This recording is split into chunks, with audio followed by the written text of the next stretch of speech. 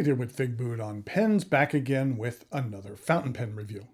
Today I have a look at the latest release from the OMAS revival, and that would be the Bologna.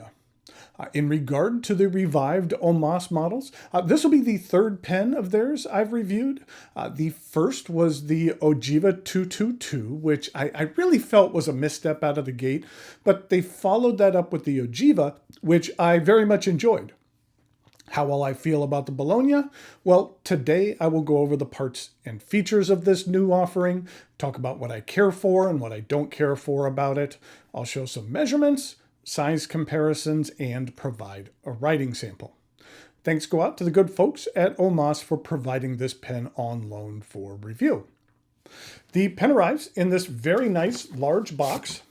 If you are not familiar with OMAS, OMAS is actually an acronym. It stands for Officina Meccanica Armando Simoni. Armando Simoni being the gentleman who founded the company back in 1925. I like this little flap in the front. It also says OMAS here. Makes it real easy to get this large box out. And then inside, actually something kind of cool. You have this cool little flap here, where underneath you have a warranty card. The Bologna is available in 4 different varieties. There is the Azzurro Diamante, which translates from Italian to mean diamond blue. There is Smeraldo Elegante, which means elegant emerald. And then we have the Grigio Luminoso, or bright gray. And finally, we have the Ametista Profondo, or deep amethyst. And the version I have to share with you today is the Grigio Luminoso. The original OMAS produced a Bologna model, but this one is not an exact replica of that older model. That one had a fair number of differences. It had a different clip and a different ring on top of the cap, and the band was different, and it was also a lever filler. This pen is made from a diamond cast resin, which was created by Tim McKenzie of McKenzie Penworks. He actually lives about 35 to 40 minutes from me here in North Carolina. A while back, I had a chance to visit Tim in his shop. He has a really great setup in a large workshop. I'm not sure if I've ever seen a gray with this much personality. There is a lot of shimmering and pearlescent aspects to this resin, which is a standard feature of that diamond cast resin, and that shimmer is actually diamond dust. It does a good job of providing enough life to the material to make you feel like the resin has a great deal of vibrance and personality without being too over the top. There are specks of blue and brown and white mixed in to give it a look that reminds me of a star-filled night sky. I like it a great deal. Overall, this is a pen which is on the thinner size.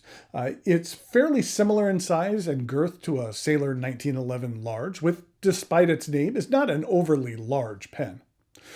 Let's take a look at the parts and features of this intriguing offering. The top of the cap comes to a rounded coned point. This transitions into the wheeled clip. I do care for wheeled clips. I'll show you in the size comparisons, but at first glance, I thought this clip was very similar to what is found on some Leonardo pens, namely the Momento Zero, but upon further examination, there are a number of differences. It's kind of funny how your mind can do that. It can trick you into thinking that something is identical, but the more and more you examine it, you see more evidence that's not the case. The cap angles up, and right before the end of the clip, it straightens out. And this is where there is something that bugs me about this pen. You can kind of see it here in the light, but it is engraved with the OMAS name and below it, Italy, where the pen is made. But the quality of this engraving itself is extremely poor. It seems like it's done with the most expensive laser engraver the company could find. Post-production David here. Something I wanted to clarify in regard to this engraving is that I had subsequently learned that this is actually not laser engraving, that this is actually hand carved into the side of the pen. That being said, I still don't quite like the looks of it, but wanted to at least correct it that it was not actually laser engraving. Now, a positive thing about this engraving is that on this gray material, it's really hidden. Unless the light just happens to catch it at the right angle, you really don't see it. I'm uncertain how visible it is on other models in this series, but I would have preferred that they leave the engraving off completely rather than what they did here. It just kind of irks me a bit that there is a lot to like about this pen and they did a lot right, but that engraving is not one of those things. Okay, now below the engraving, we have the cap band. There is a larger band surrounded by two thinner ones. The band has a design on it featuring a prominent architectural site in Bologna, Italy, where the company was originally founded. These are the porticos of Bologna. It's an important cultural aspect which has been kind of a representative symbol of the city. No other city in the world has as many porticos as Bologna. Altogether, they cover more than 24 miles in the historic city center. But if you count some of the surrounding areas, there's up to 35 miles of these. After the band, there is a tapered step down to the barrel, which is slightly bowed. It angles up with this portion right here being the thickest and then tapers down. At the end, you are presented with another band, which signifies the beginning of the piston knob. And the end of that knob, like the top of the cap, comes to a rounded coned point. The cap twists off with two rotations, and underneath we have what I feel is a real highlight of this pen, which is the 14 karat gold number 6 nib. I've always liked the OMAS nib stamping as well. This nib is available in extra fine, fine, medium, and broad. The one I have here is a fine, and while fines typically aren't my thing, I was very much impressed by this one. You'll see more in the writing sample, but it wasn't scratchy. It has some decent feedback and very good ink flow. And here's a look at the ebonite feed. I have always been a big fan of low-profile swooping ebonite feeds like this. I just think they look cool. The section begins with a short flare before angling up to meet with the resin threads and an even transition to the remainder of the barrel. This section is a bit on the short side. I still find it comfortable, but I do like how the threads just transition straight into the barrel. If your grip should happen to interact with the threads, they're not sharp and there isn't a large step up there to get in your way. The pen is long enough to use unposted. The cap does post, and it does post securely. It doesn't post that deeply, but I do find it very usable when it's posted. Something else I feel they got right about this pen, even though the cap does not post that deeply, the contact with the cap is on the barrel past the piston knob. So you're not at risk of engaging the piston when you are posting and unposting this cap, which is a good thing. Since I mentioned this piston knob, yes, this is a piston filler. I find the mechanism to be very smooth and provides a decent fill. The OMAS Bologna is available through a number of retailers where I've seen it retail for $384. I find that to be a reasonable price for what you receive with this pen. There are not too many pens nowadays that are out on the market with a number 6 gold nib in the under $400 price range. Yes, there are some out there, but not a lot. Outside of the egregious engraving, I was impressed with this pen. There is a lot to like. The diamond cast resin is unique and breathes a lot of life into this pen. I do like the new band design and how it represents the city of Bologna. While it is on the thinner side, it's still very comfortable to write with, and like I mentioned, I have very much enjoyed using this fine nib. Okay, now it is time for some measurements, size comparisons, and a writing sample.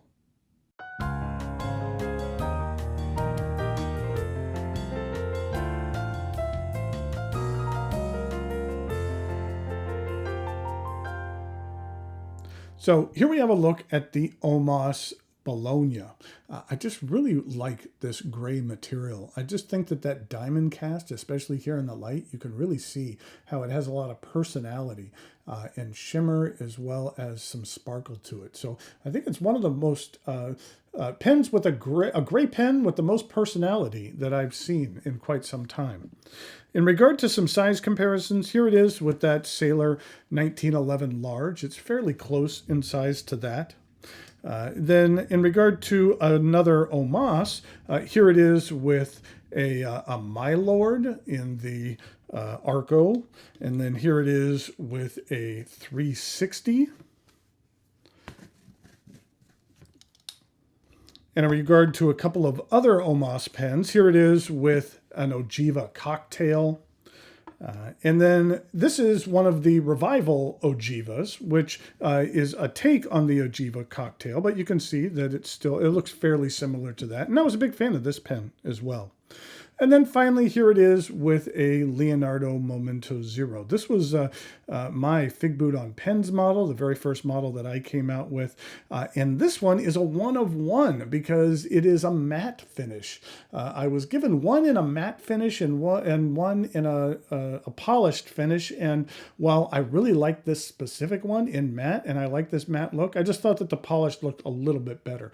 But I still have this matte one, and I think it is just amazing. And that's what it looks like in comparison with the Bologna.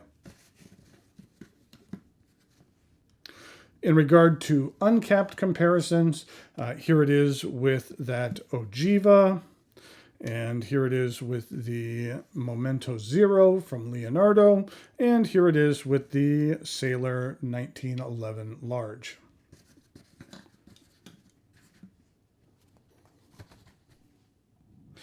So here we go with a writing sample for the OMAS, and this is the Bologna. And this is a fine 14 karat gold nib.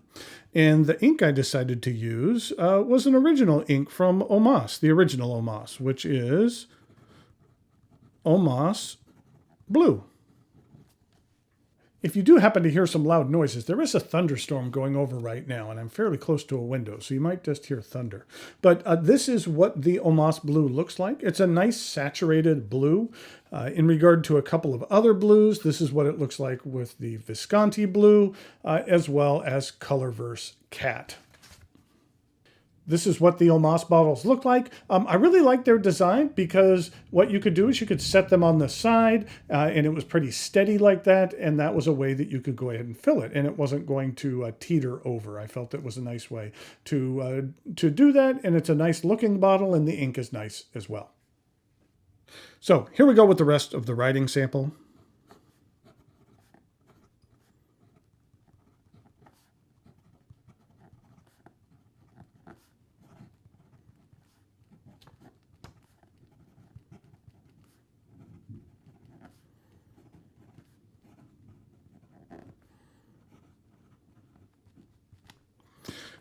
As I mentioned, I'm a big fan of this fine nib. You can get a little bit of flex out of here, starting off thin and getting a little bit thicker. You can get a bit in here.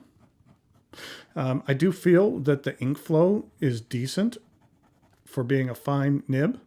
In regard to reverse writing,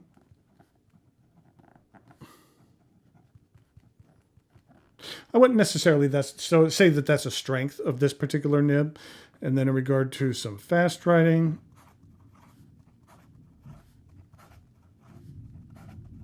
with some thunder in the background, if you could hear that, the feed keeps up very well. And like I said, I'm really enjoying this fine nib, that I would be very willing to purchase a pen with a fine nib, one of the 14 karat gold ones like this. It's very nice. So there we have the OMAS Bologna. I think it's an interesting new addition to the OMAS lineup, and it's a little bit of a different size. It's a little bit on the smaller side, or it's thinner side. I wouldn't call it a small pen, but compared to some of the other ones, it's not quite as large, but it is very nice. And until next time, thanks for watching, and I'll talk to you later.